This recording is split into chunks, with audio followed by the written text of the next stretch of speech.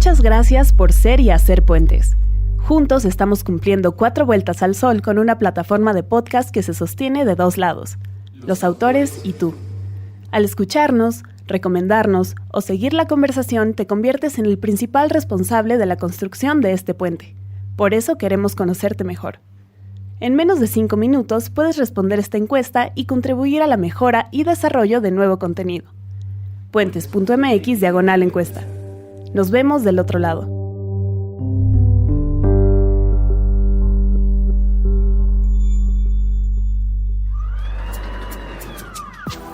Cine Garage. Aquí cabe todo el cine. Retrovisor. Con Eric Estrada. Disponible en Spotify, iTunes y puentes.mx.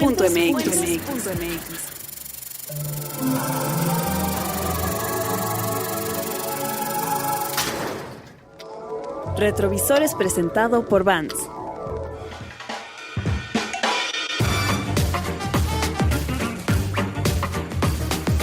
Hola, ¿qué tal? Les doy la bienvenida a un episodio más de Cine Garage en Puentes. Yo soy Eric Estrada y para variar me siento honrado por la visita de esta tarde. Está enfrente de mí Leonardo García Tsao, uno de los críticos de cine, profesores, escritores, investigador. ¿Qué más hay que agregar a tu currículum, Leonardo? Más importantes de este país. Mil gracias por haber hecho el viaje desde el lejanísimo sur de la Ciudad de México para llegar hasta acá. ¿Cómo estás? Muy bien, gracias.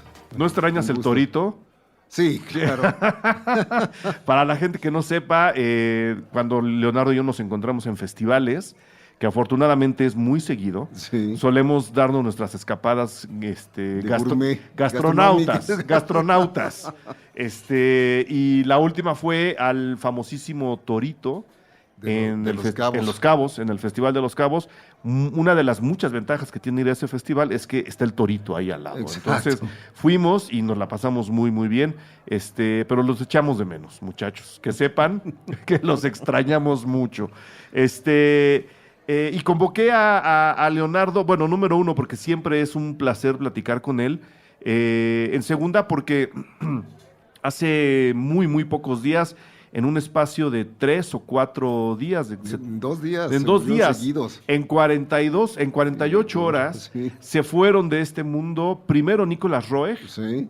cinefotógrafo y director importantísimo. Sí, ¿no? Para mí, a mí importantísimo. se me hace admirable su trabajo. Muy aventurado, además, ahora hablaremos de él. Sí. Y 48 horas después, don Bernardo Bertolucci, Sí. que es uno de los directores más famosos en el mundo. Sí. Quizá Nicolás Roeg no sea tan popular.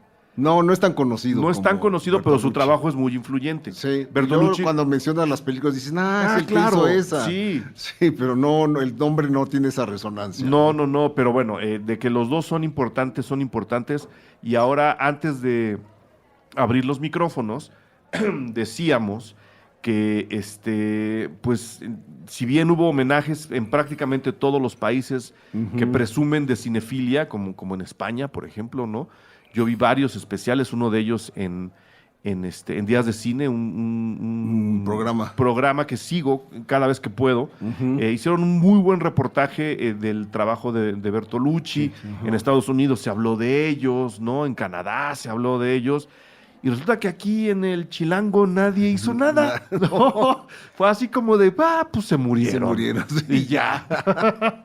Entonces, Leonardo y yo decidimos por lo menos tratar de hablar un poco de estos dos directores importantísimos desde mi punto de vista en la historia del cine, que además resultan ser dos de tus favoritos. Así es. Leonardo, por eso también creo que el invitado ideal para hablar de esto eras tú. Primero, pues porque sabes y porque los has visto, incluso no sé si personalmente, si estuviste A enfrente. Bertolucci lo conocí, sí. Fíjate. A Roeg no. A Roeg no. No. Y además de eso, pues tu gusto personal, tu gusto cinéfilo está muy cerca del trabajo de estos dos directores. Sí, totalmente. O sea, son de mis directores predilectos. Tengo en mi colección de películas muchas de uno y del otro, ¿no? Cosa que me da mucho gusto saber que puedo acudir a mi regresar y abrir. Sí. ¿Y por dónde quieres que empecemos? por el orden en el que, por el orden en el que acomodamos Exacto. la foto en la ofrenda de muertos del año que Pues, viene. Por orden de cronología, porque primero va Roeg, porque es el más viejito, se murió a los 90. A los 90. En cambio, Bertolucci a los 77. Sí, o sea, temprano. realmente, sí, podría haber filmado bastante más. Sí. Si no le hubiera quejado una enfermedad como el cáncer, ¿no? Ujú. Pero Roeg ya tenía 90, ¿no? Él era fotógrafo, como ya bien dijiste, fotógrafo de buenas películas. Buenas películas. De películas de prestigio, como Fahrenheit 451 de Truffaut. Y hay una película que es muy interesante, que se llama Petulia, de Richard Lester, porque en esa película está filmada al estilo Nicolas Roeg. Entonces, no al estilo Richard Lester, que es lo más Que era el interesante. El director, sí, el estilo de Lester era totalmente diferente y es una película fragmentaria donde el tiempo se usa de manera caleidoscópica, podría decirse, como después lo hizo Roeg en otras películas suyas, ¿no? Entonces, ¿qué tanto influyó el fotógrafo a decirle al director, a decirle, no, mira, ¿por qué no vamos y lo hacemos así?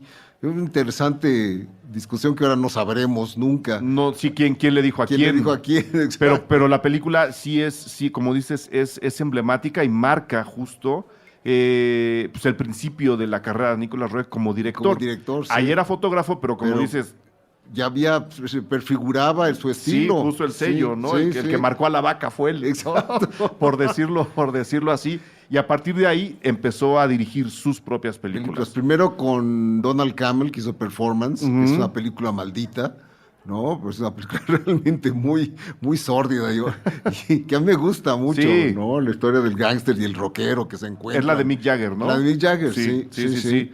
Y Donald Cammell también hizo cosas interesantes después. Se perdió, ese sí se nos fue en el eco de la historia, pero Roeg siguió filmando.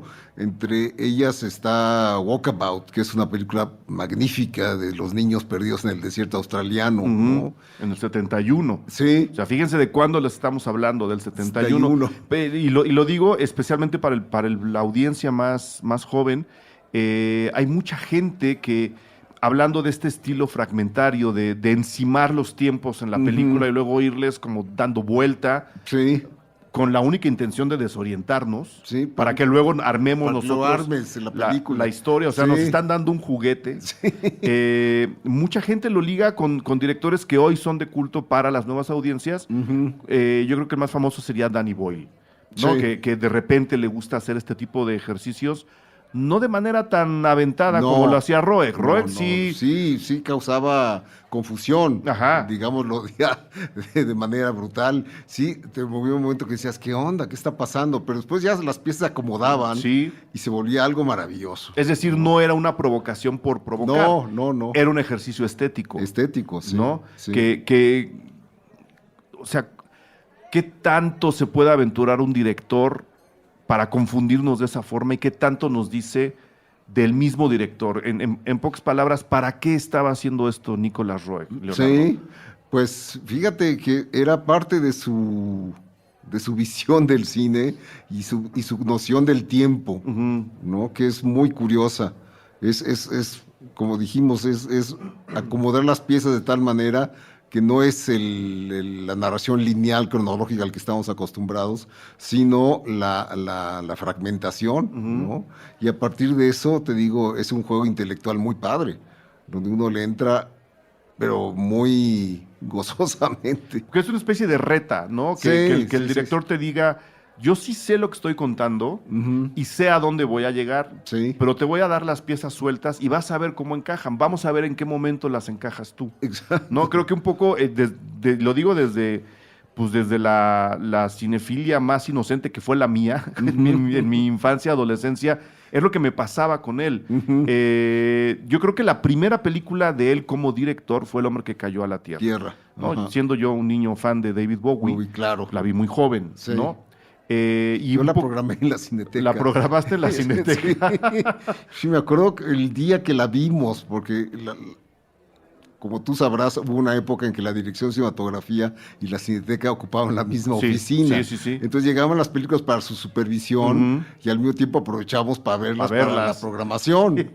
Entonces me acuerdo que cuando dijeron, llegó el hombre que cayó a la Tierra, ¿qué es eso? Dije, no, hombre, pues está de lujo, vamos a verla. David Bowie de un lado, Nicolas Roeg del otro. Y la Ciencia película ficción en medio. Y la película es estupenda. Yo Sí. creo que es de los mejores retratos del alienígena Ujú. perdido en la Tierra, ¿no? Enajenado por todo lo que ve y todo lo que siente y lo experimenta. Y es una película realmente muy, muy padre. Hace tiempo que no la veo, la voy a tratar de volver a ver. Yo afortunadamente la vi en el Festival de Morelia hace Ajá. 2 años que la programaron, porque había una bueno, estaba la exposición de David Bowie en Londres, había un documental de David Bowie en Morelia, Sí. en el festival, y aprovecharon para meterla y yo me lo eché todo. Sí, claro. Por supuesto. Esa fue la primera película que yo vi de él y sí, yo decía, a ver, ¿esto ya pasó o va a pasar? O sea, a ese nivel, en ese nivel de alucinación Sí, me metió la película, sí, sí. que a veces crees que te está contando el futuro de la misma película. Pero la primera película, y también me causó una intriga brutal, que creo que ahí le agradeceré hasta el final de mis días. O sea, tratar de cuestionarme tantas cosas sobre una película a mí me gusta, desde muy joven. Cuando vi Fahrenheit 451, también muy chavo, Sí. entendía la historia, había leído el libro, ya te lo dan en la escuela y todo Sí. aquello, ¿no? Y yo, niño clavado, pues ya fan de la ciencia ficción total. Ajá. Truffaut ni me sonaba, Ajá. pero yo veía la fotografía y decía, qué raro mundo. Sí. O sea, no tenían que crear una serie de escenografías. No necesitaba nada No. más que ciertos elementos y la foto que era muy fría, recuerdo. Sí. Era una foto muy fría y muy, sí, como para hablar de esta sociedad ya enajenada. Sí, completamente dominada. Dominada, sí, que están prohibidos los libros, ¿no? Y si los libros se queman, ¿no? Cosa que de vez en cuando se pone de moda. Bueno, que les gusta de repente volver a leer ese libro del lado malo. Exacto. Pero a mí me intrigaba mucho la fotografía. Entonces, a partir de ahí fue que yo empecé a buscar ya cuando podía yo buscar películas. En México era más difícil. No saben, niños, la fortuna que tienen ahora. Sí, por ejemplo, la que se llama Don't Look Now, nunca se exhibió en México. De terror, ¿no? De terror magnífica. Yo la tuve que ver en video, nunca la he visto en cine, cosa que me causa cierto pesar. Pero en Argentina se llamó Venecia Rojo Shocking. Y así se llama en castellano. Cuando hablas de esa película tienes que referirte al título Venecia, argentino, ok. Venecia Rojo Shocking, que es una magnífica película de horror donde hay una pareja interpretada por Donald Sutherland y Julie Christie, nuevamente Julie Christie, que había sido la protagonista de Petulia. Aquí hacen de una pareja que pierden a su hijo o hija, no me acuerdo. Creo que es hija. Hija, sí, y que se les ahoga. Sí. Entonces, hay toda una, en Venecia, por supuesto, ocurre, y entonces Venecia siempre es un lugar que se presta al misterio y a la cosa un poco siniestra por los canales y la cosa claustrofóbica. Y me acuerdo que había unas figuras de unos enanos, unos enanitos que por ahí aparecían, y una cosa muy inquietante, sí, muy tétrica. inquietante. Sí. Yo creo, por lo poco, no la he visto nunca completa, la he visto siempre en pedazos. Ajá. También en muy mala calidad en video. Ajá. Yo me atrevería, nada más por comparar esos pedazos, me atrevería a compararla con El Resplandor, o sea, el nivel de lo tétrico que busca y lo que alcanza, y el estilo de terror que está tratando de ejecutar está a la altura del Resplandor, que es posterior. Es posterior. A Don't Look Now, que mira, en España se llamó Amenaza en la Sombra. Mira, Me estoy enterando ahora. Me gusta más el argentino. Sí, sí, porque suena a nombre de banda punk. Exacto. Sí. Y mira, tiene la notoriedad de tener unas de las secuencias eróticas más, ¿cómo te diré? Más aventadas. Es para que la época. La palabra para Sí, describir a sí, Nicolas Roeg es aventado. Aventado, sí. Entonces, incluso se corría el rumor de que en efecto Julie Christie y Donald Sutherland lo habían hecho. Ajá. Habían hecho el amor Frente ante a la las cámara. cámaras. Que es una leyenda urbana, por supuesto. Claro. Pero la película está tan bien filmada que sí te transmite la sensación del coito, tal cual, ¿no? Entonces, sí, es una película que ojalá la Cineteca, a ver si nos oyen, recuperar ahora que están pasando los clásicos en pantalla grande. Sí, una película que nunca se vio en México. Además, Sí, yo sería creo que es magnífico. el momento de rescatar este tipo de películas.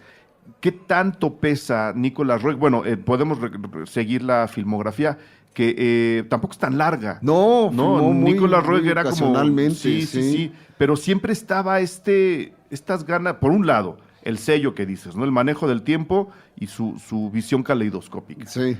Pero por el otro también sí había una cierta inclinación a provocar shock. Sí. O por lo menos las películas lo terminaban haciendo aunque él no lo quisiera. Eso ya creo que tampoco lo sabremos. No, claro. No sé si alguien le preguntó, digo, ¿usted se avienta porque quiere o porque o son las películas las que... Sí, curiosamente no tengo noción de una entrevista hecha a él. Posiblemente no aceptaba entrevistas porque no hay libros de él. Ese es un cineasta poco documentado. Sí. Y bueno, hay otra película que me encanta que se llama Bad Timing, que aquí en México se llamó Mal Momento de Amor. Uy. Que es estupenda. Es una de los testimonios más amargos sobre la imposibilidad de la pareja. Sí. Y es realmente uno que ha caído en esas trampas, se reconocía, pero totalmente dice, sí, claro, si uno hace eso. ¿Cómo no lo vi? ¿Cómo no lo vi? Sí, claro, sí, es esa actitud la que uno comparte, ¿no? Entonces es una película que además protagonizada por Teresa Russell, que a la postre sería la esposa de Nicolas Roeg. Y Garfunkel. Garfunkel, Simon, Arthur Garfunkel. Sí, que son pues, los dos rockeros que trabajaron con Nicolas Roeg. Sí. Bueno, hizo cosas para Roger Waters también. Sí, pero eso es... Roger Waters no nos gusta. Exacto. Pero Mick Jagger y Art Garfunkel pues, fueron actores en películas de Nicolas Roeg, que por lo que veo le gustaba mucho el rock and roll. Por lo menos las estrellas. Por lo menos estar con ellos. Que tenían, sí. Sí, ¿cuál sería en realidad? Y podemos incluso hablar de Brujas. Brujas a mí me gusta, a pesar de que es una película infantil. Sí, pero hombre. Y no tiene nada de la complejidad cronológica de sus otras películas, pero es una estupenda película infantil. Sí. Que me encanta. ¿Por qué la habrá hecho? A saber, porque ¿no? es la película más atípica en toda la filmografía de Roeg, pero al mismo tiempo es una de las más recordadas. Sí. Aunque nadie sepa quién la hizo, si tú dices Brujas, la gente lo recuerda inmediatamente. No, tampoco sabremos nunca por qué la hizo. Tendría una colegiatura que pagar, quizá. Y antes tiene otro par de películas que me gustan mucho, que también son misteriosas y raras, que son Insignificancia, que aquí solo se vio en video, o sea, se distribuyó en video, pero no en cine. Sí. Y Eureka, que nunca se vio. Eureka, que es padrísima. Eureka es una historia de ambición loca, un poco al estilo de... ¿Cómo se llama la de Paul Thomas Anderson? Algo de sangre. Let There Be Blood, pero no me acuerdo con qué título. Sí, Petróleo Sangriento. Petróleo Sangriento. Esa. Es que con los nombres. Con los nombres es muy fácil confundirse, pero bueno, se parecía un poco en tono a esa película, ¿no? Entonces, es un cineasta que realmente yo desde aquí conmino a los programadores de la Cineteca a que hagan un ciclo, Nicolas Roeg. Claro. Sería magnífico. Siendo que hay tantos baches en su conocimiento en México, sería buenísimo que pudiéramos rescatarlo, verlo y verlas en cine. Claro. Que es un privilegio. Porque además, siendo un director tan apreciado en Estados Unidos y en Inglaterra, deben estar las películas en Blu-ray. Seguro. Y el Blu-ray ya nos da para una proyección profesional, sí, ¿no? Exacto. Especialmente en la Cineteca, que tienen los medios técnicos para hacerlo. Sí. Entonces, ahí está el llamado.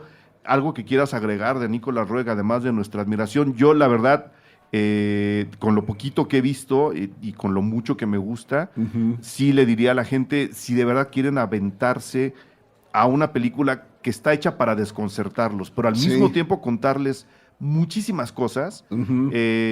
Cuando la vimos en Morelia, incluso lo ligamos con la historia del hombre de Virgin, este empresario que empieza como a comprar todo tipo de cosas para llegar a un futuro mejor. Yo dije, este señor vaticinaba muchas cosas. Sí. Yo los invito a ver El hombre que cayó a la tierra. Sean o no sean fans de Bowie, creo que el periodo en el que se cruzan estos dos talentos, por lo menos, es muy interesante. Sí. ¿No? Ver, la película es del 76. Es la cuarta película de Nicolas Roeg, o sea, en donde está, digamos, su parte más rabiosa, probablemente, ¿no? donde manipula más el tiempo del que estamos hablando. Y por el otro lado, David Bowie estaba en un periodo creativo autodestructivo muy parecido al del personaje. Estaba como de marciano. Sí. O sea, su música era realmente en ese momento con discos como Low. Sí. Y ¿cómo se llama el siguiente? Uno es Low. Y el siguiente es... Bueno, hay un Station to to Station, sí. Que era música de marcianos. Sí. Que Está- reflejaban el estado de ánimo de del señor David Bowie Sí, post periodo Berlín. exacto. ¿No? Entonces es muy interesante. Ya nada más checar el cruce de talentos en ese tiempo y luego ver la película es un gran experimento. Así es. Entonces yo los invitaría a verla. Y está en video. Está en video, ¿no? O sea, Sí, se encuentra sí, en todos sí, lados. sí. ¿Por dónde le dirías tú a la gente, éntrenle a Nicolas Roeg con esta película? ¿Por dónde? Sí, ¿con cuál? No, pues yo diría primero que vieran Walkabout, que Sí. es lineal, Ujú. y después que progresen El hombre que cayó a la tierra, Ok. que ojalá puedan ver Venecia Rojo Shocking en alguna copia pirata que por ahí aparezca. Si no nos oyen en la Cineteca, Ajá. ahí al lado está el señor pirata de la Exacto. Cineteca. A lo mejor él sí nos hace el favor. Y te digo, otras películas magníficas como Bad Timing o Eureka, ¿no? Que no se vieron. En México se vio muy mal Bad Timing porque además se estrenó con ese título de Mal Momento de Amor. Ajá. Que nadie Terrible, fue a verla. terrible. Nadie fue a verla, ¿no? Contratiempo era mejor idea. según Totalmente. ¿no? Que fue el nombre en España, por cierto. Ah, mira. No me lo acabo de inventar. Aquí, Claro, sí, aquí sí. tengo mi acordeón. Pues bueno, ahí está un poco la recapitulación de la carrera de Nicolas Roeg, su paso por el cine. Pueden incluso checar su filmografía como fotógrafo. Sí. Que es, también tiene una colaboración con Roger Corman, La Máscara de la Muerte Roja, que Claro. era magnífica. Sí. Era la fotografía, era realmente, muchos se atribuían el color, porque era el color dominante era el rojo. El ¿no? rojo, claro. Sí, pero creo que gran parte del mérito lo tiene en este caso Nicolas Roeg. Es la misma que pasaban en la televisión los domingos en la mañana, esa muerte de la Máscara Roja. Debe ser. Que yo recuerdo haberla visto en la televisión en los domingos, que Sí. había tan pocas películas en la tele que Sí, cada 3 seguro. meses caían las mismas, ¿no? Seguro es lo mismo. Y yo ahí me la aventaba, fíjate, o sea, prácticamente he vivido toda mi vida viendo películas de Roeg. Roeg. Sí, Entonces, sí. chéquenle por ahí. Creo que es un cineasta interesante y que sí, ahora cineastas, repito, como Danny Boyle, saben que están vinculados de alguna forma con figuras como la de Roeg.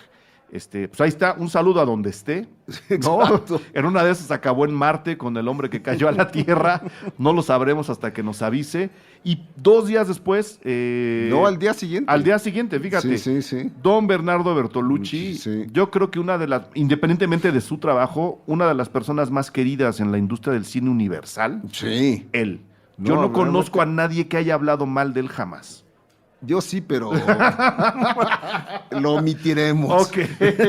No, digo a nivel personal. Exacto. No de sus películas. ¿O de él? ¿Hablaban de él mal? No, de sus películas. Ah, no, de sus eso películas, sí, no, pero de él, yo hablaba de él como persona, Claro, sí. como persona es. Además te digo, es un cineasta de los que ya casi no hay. Creo que Polanski es el único que queda, Ujú. que dices qué bien filma, Sí. qué bonito filma. O sea, te das cuenta cómo emplaza la cámara, cómo se desliza lo visual. Es una cosa, es un ballet, Sí, ¿no? sí. Digo, no en balde su papá era poeta, porque es poesía cinematográfica, ¿no? Ujú. Lo que hacía. Él mismo intentó ser poeta también, Sí. Entonces es un cineasta que, por suerte, sí está muy bien, ya lleva un Documentado. comercial, la marca Cima, tiene casi todo Bertolucci en DVD. Entonces pueden ir a su tienda favorita y pedir, tráiganme La cosecha estéril, tráiganme El conformista, tráiganme El último tango en París, tráiganme El Novecento. el Novecento, El último emperador, Ujú. incluso las posteriores del Cielo protector, que aquí se llamó Refugio para el amor, algo Sí, así. hablando de malos nombres. Exacto. Porque sí, en los malos nombres siempre está o el amor, o el terror, o el Exacto, diablo. exacto. Hay para que le entren al psicoanálisis nacional. Sí, o el loco. O loco, Loco. sí. Belleza robada también Esa está. robada, sí. Entonces sí es un cineasta que es fácil armar un ciclo doméstico. Sí, Es decir, voy a encerrarme a ver Bertolucci. Todo Bertolucci. En orden cronológico. ¿por qué habría que hacerlo, Leonardo? Hijo, yo creo que el que lo haga se va a dar un agasajo. Porque te digo, no solo son películas bellamente filmadas, son películas muy interesantes. Porque además, siendo un hombre de izquierda, sus películas siempre eran propositivas, ¿no? Desde una perspectiva de izquierda. Entonces eso también ya es raro en estos mundos. Bueno, la izquierda de estos días ya, Entonces está muy golpeada. Exacto. Necesitamos mentes de izquierda como Bertolucci. Sí.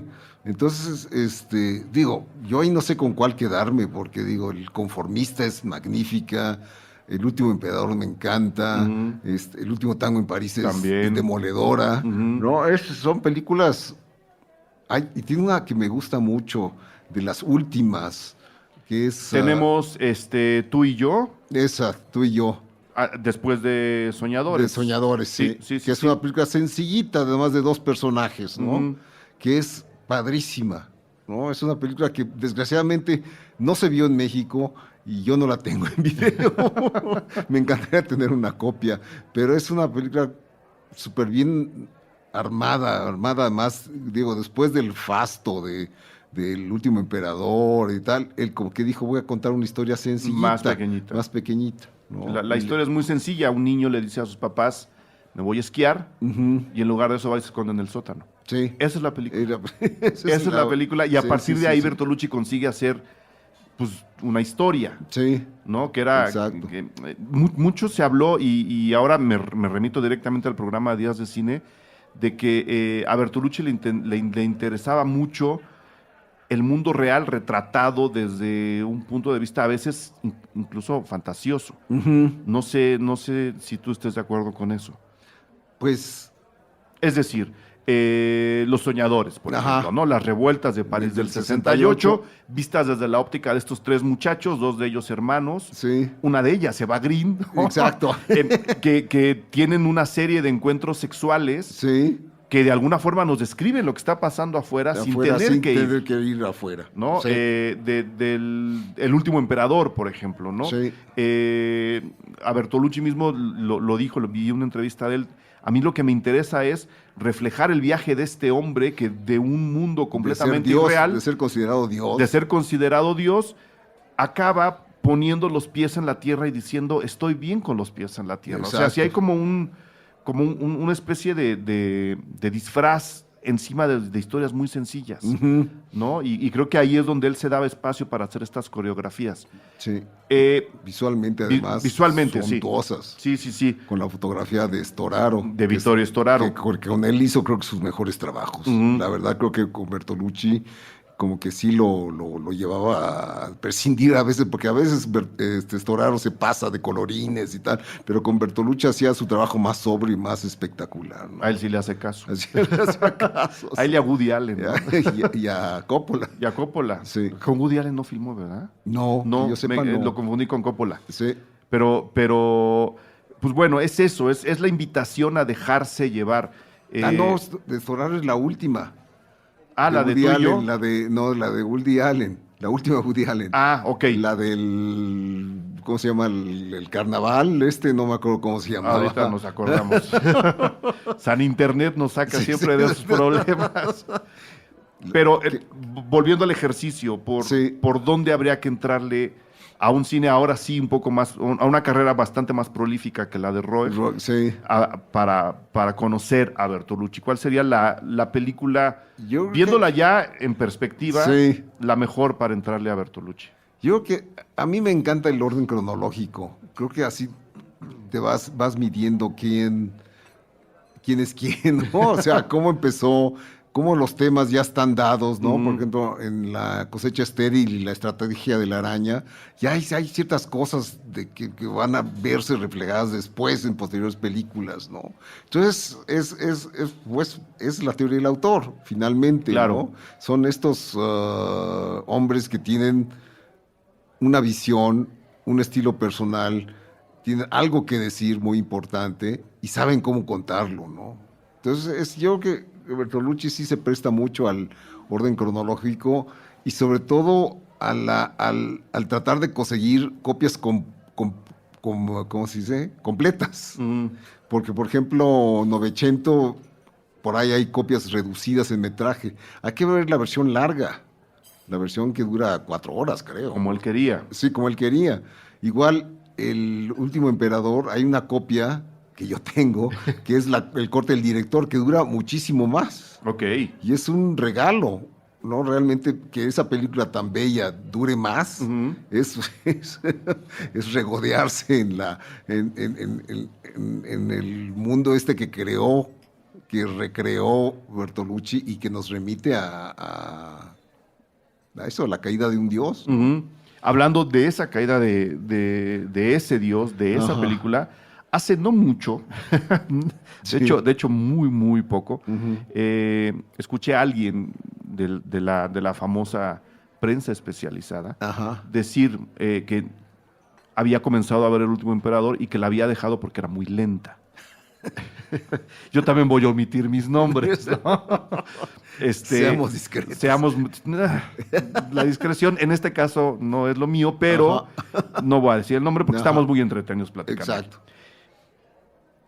¿Cómo se le puede describir a la gente que el cine y, como dices, el discurso visual, este ballet que Bertolucci está poniendo enfrente de nosotros, no es para nada lento, solamente por carecer de cortes? Exacto. Le gustaban las tomas largas. Largas, sí. ¿no? Pero le gustaba coreografiar en esas tomas largas todo lo que ocurría, el famoso montaje interno. Sí, que es el chiste. ¿Cómo le describes a la gente que eso no es cine lento y que es justo parte esencial, como lo decías hace rato, del sello de este autor? Sí, pues es la maldición de Michael Bay, ¿no?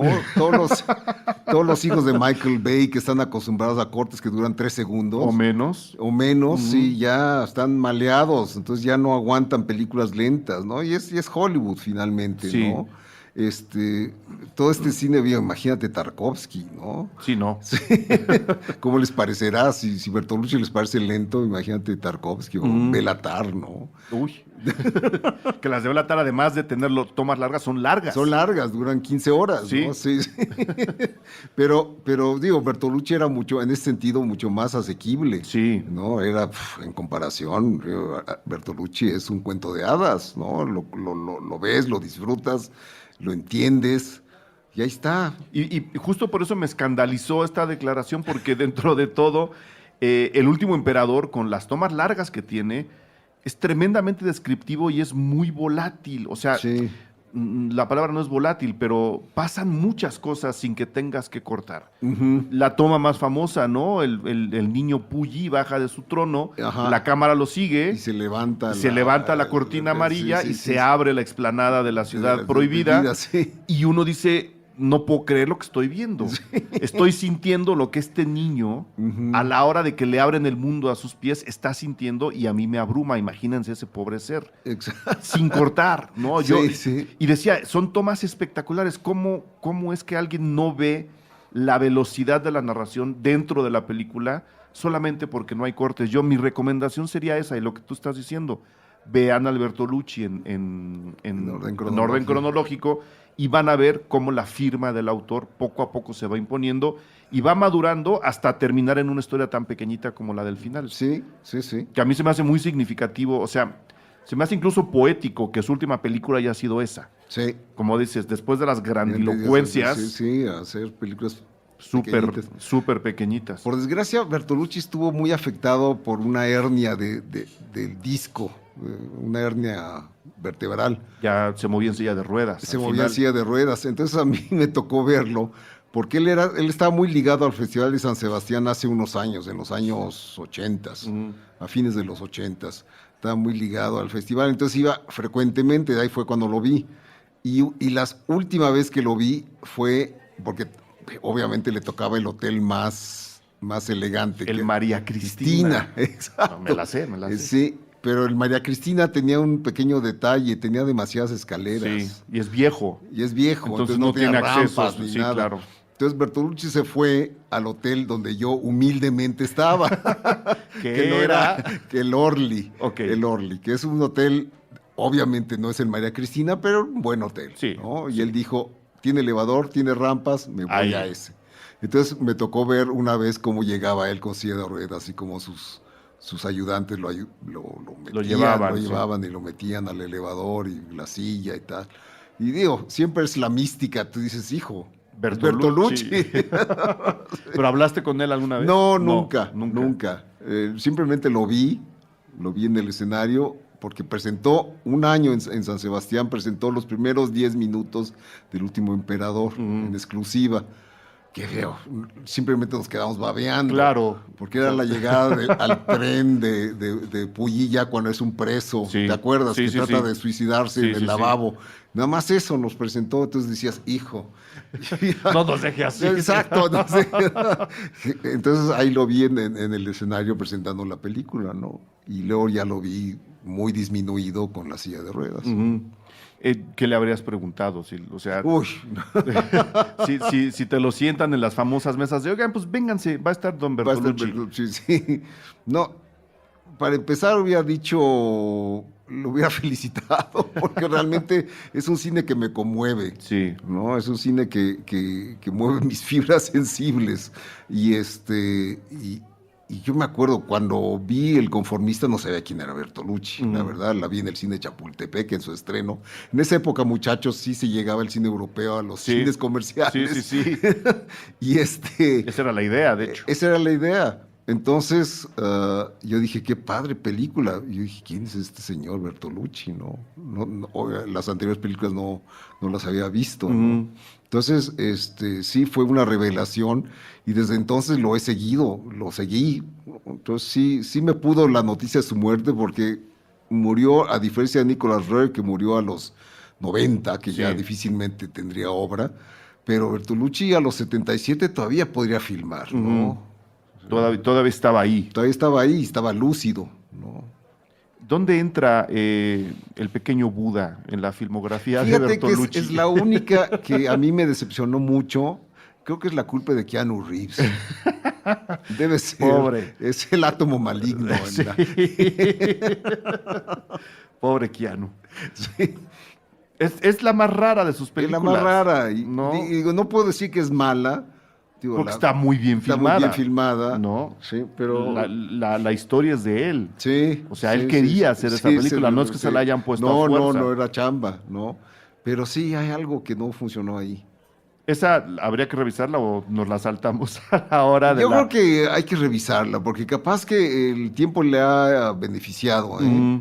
Y luego ocurre eso con las películas, que están un poco adelantadas y luego las vemos en otro momento y dices, oye, no estaba mal. No estaba tan mal. Sí.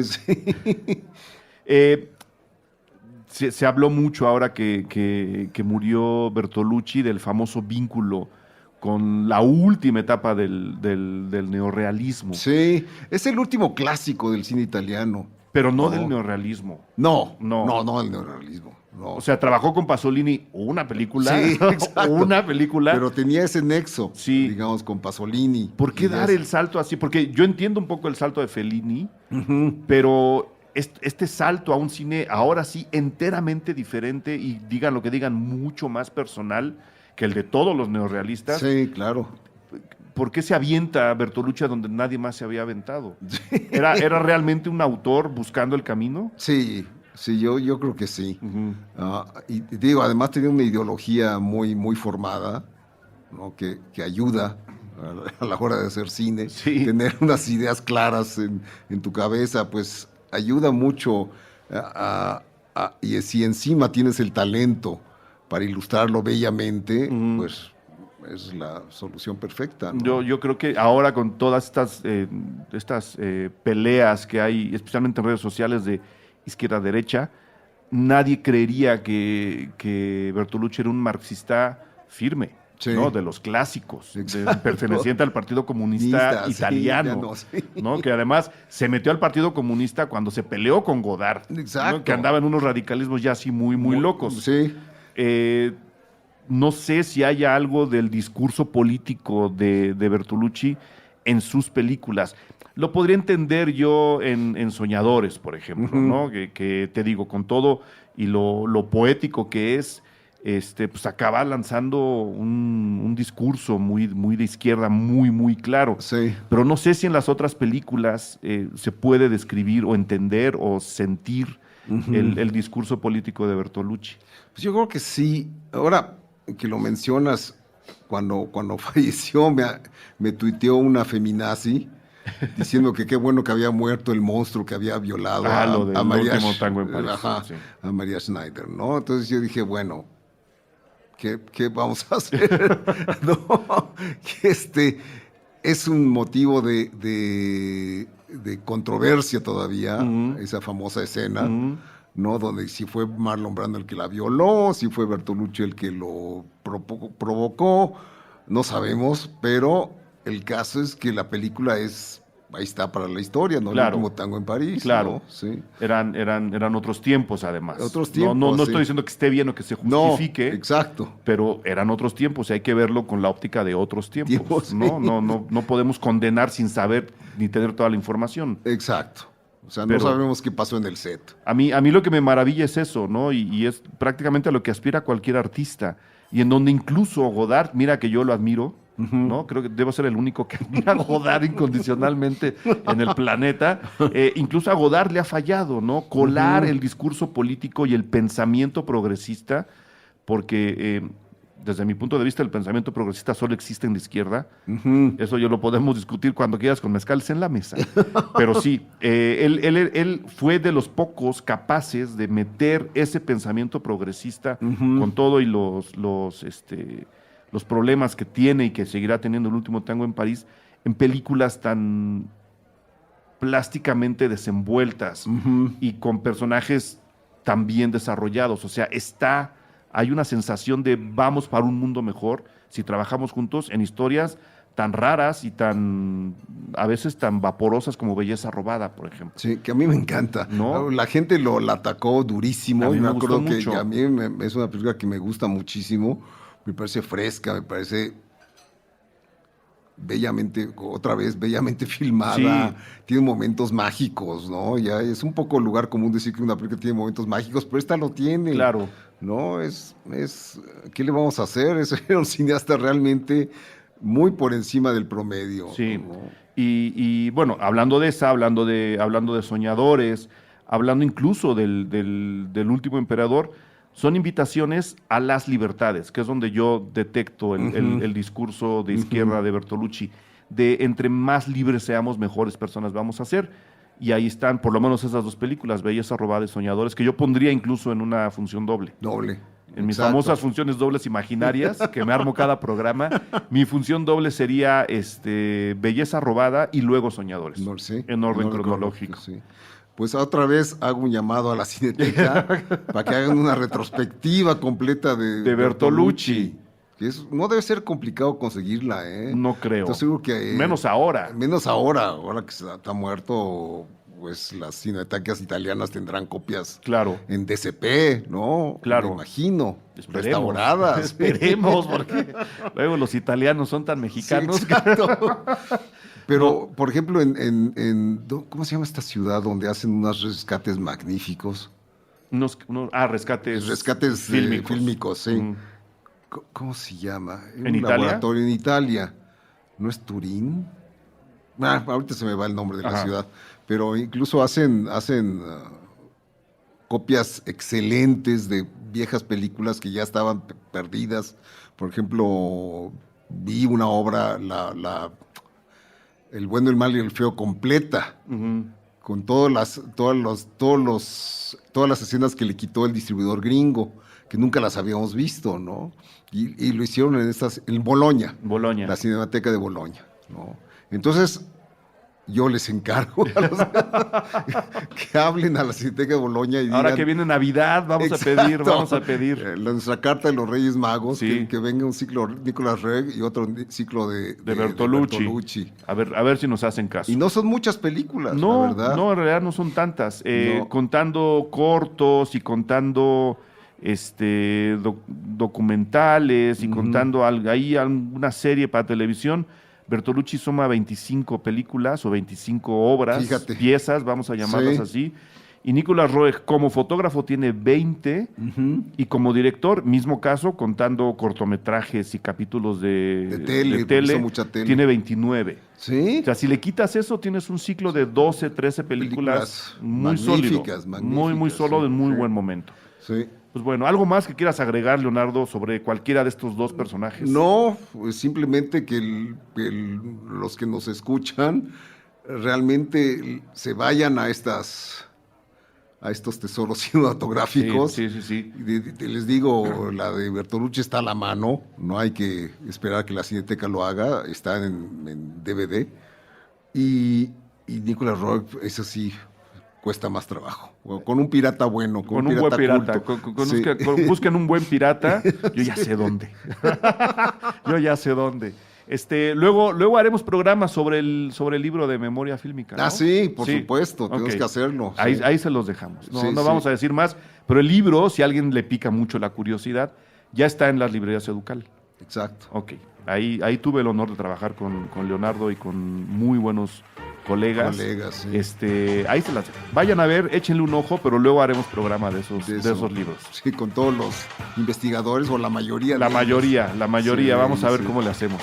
Mil gracias, Leonardo, por haber venido, repito, desde el lejanísimo sur de la Ciudad de México hasta prácticamente el centro, a la Condesa. ellos. La Condesa. No, pues muchas gracias otra vez por la invitación. Cuando es quieras. un placer hablar de cine contigo. Tu programa, anuncia tu programa. Ah, sí. Pues véanlo hoy. No, hoy, esto no se transmite hoy en esta No, fecha. pero los estamos martes, grabando el martes. los martes a las 9 de la noche en TV UNAM, Fernanda Solórzano y yo conducimos un programa que se llama Encuadre. Ujú. Y nos divertimos mucho hablando de cine nuevamente.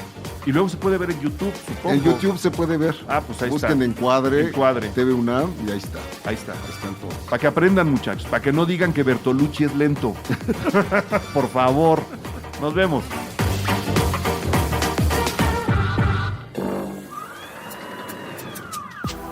Cine Garage. Aquí cabe todo el cine. Retrovisor. Con Eric Estrada. Disponible en Spotify, iTunes y puentes.mx.